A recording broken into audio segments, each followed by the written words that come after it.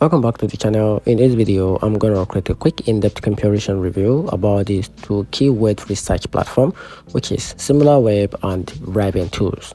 So to get started, Similarweb is built in for competitive analysis and market intelligence with keyword research as part of its broader traffic insight. It shows organic and paid keyword driving traffic to any site, keyword trend, click share, and industry benchmark.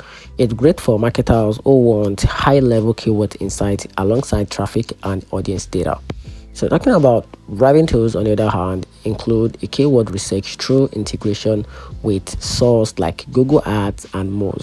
While it covers basic keyword metrics, its strength lies in campaign reporting, SEO audit, and client management, not deep keyword recovery. It's better suited for agencies handling a multiple project and needing all-in-one report.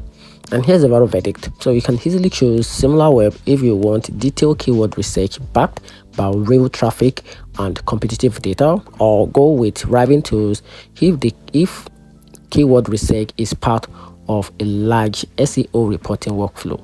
So both are worth using, but Similarweb are for research depth, while Raven Tools is for reporting convenience.